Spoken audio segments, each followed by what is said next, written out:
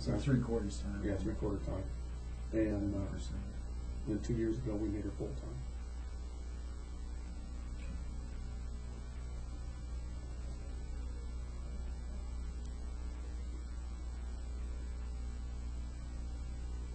And these dates are approximate colors. Sure. So 3/4 time in 2002, and then full time sometime in 2004. In 2003, 2004.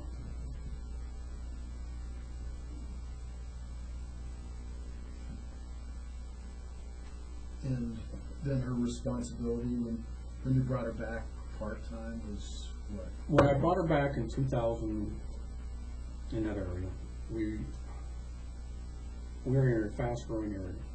Okay. When I took over as chief, we had 4 trucks and 2 stations. We now have 5 stations, 23 pieces of equipment.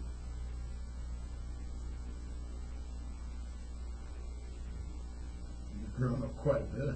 Yeah. We made major strides. Sure. Which I thought is what caused this whole problem. We have been lacking funds for a couple of years. Okay. And I thought it was because we grew too fast and I did too much too fast. That was my reasoning for not having money. Now I look at that. Her job duties was basically the office. Okay. She was the office manager.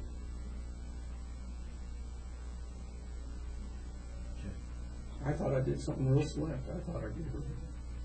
She wanted a title more than she wanted a raise, so we called her administrative assistant, and it didn't cost me any more money. Someplace in 2003, some problems with NOLA, the contract bookkeeper, were brought to my attention. And What was that name? NOLA Hutcheson. How would you spell that? N-O-L-A.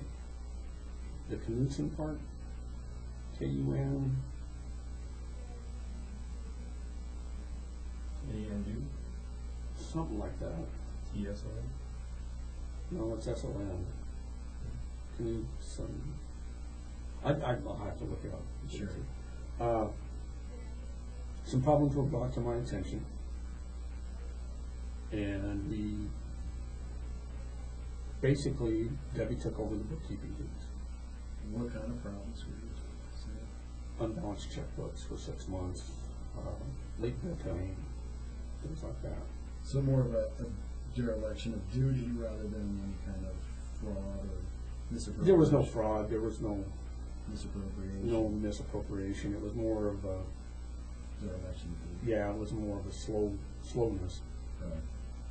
And Debbie, the board, and I felt that she could do a better job in-house. Because one of the problems is you have to gather everything, take it up to them. Nola was doing this out of her house. And what I didn't realize is there was problems between Debbie and Nola at that time. Because Nola was also the bookkeeper for Rancho Rockies.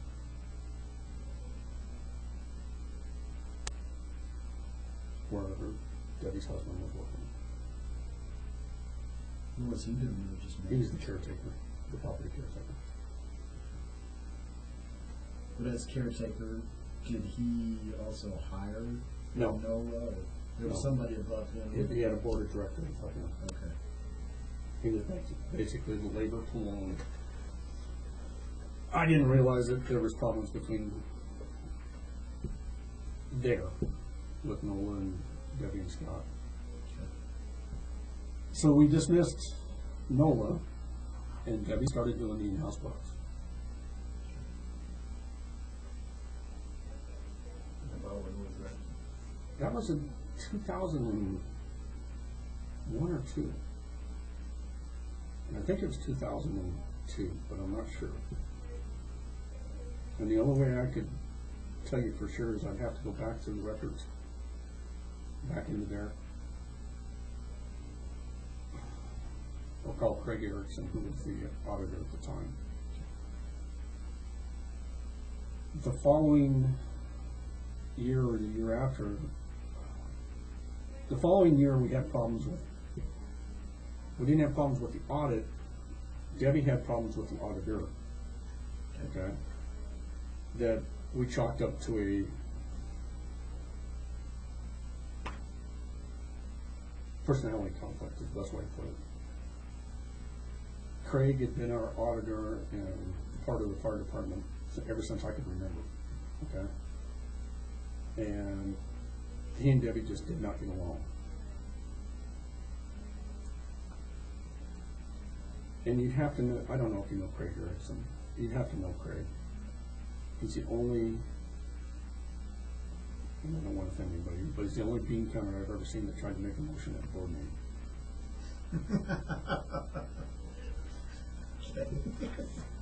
And it wouldn't offend him for me calling a bean counter because that's what it's called. Sure. But they started having problems.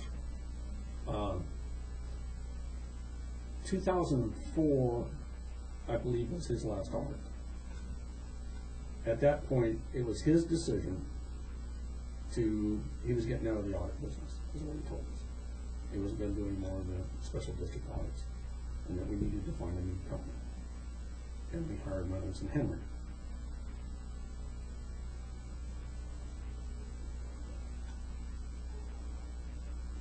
Which is Tim Cusack. Okay. And I've always considered audits the administration's report card. I mean, that's what tells your board you're doing a good job or a bad job, is your audits. We had good audits.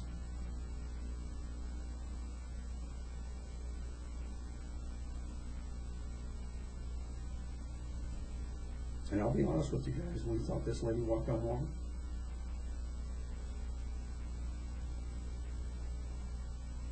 We sent her to grant writing school, we received grants, I thought I had the perfect setup because I am lousy at paperwork. I'm great at bullshit, I'm great at my cheap job, and lousy on paperwork. Sure. So she did all the paperwork and I ran the rest. And I thought I had the perfect deal. I had a great board, still have a great board.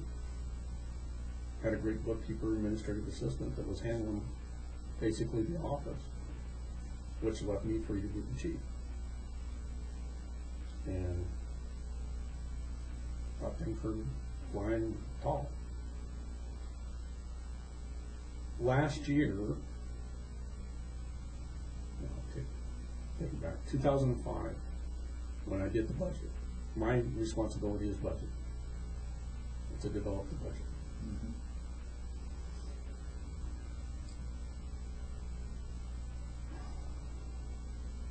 I was doing the budget and we were short on funds. Couldn't figure out why. Had Debbie doing the accounting of everything received from the county, all monies that came in. She brought it to my attention the day of the board meeting that it looked like I made a $54,000 mistake in the budget.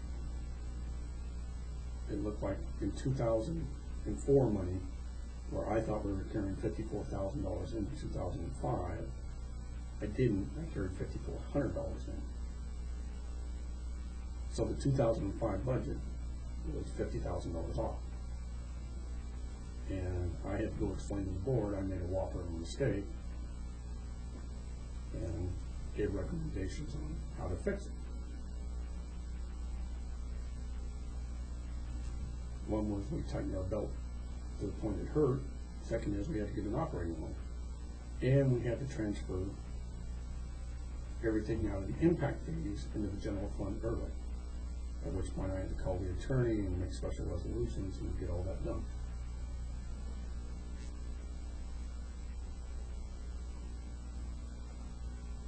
So at the board meeting, it was approved to transfer the funds out of the impact fees in the general fund. We did that. We were still short money. I went to Pueblo Bank and Trust and got a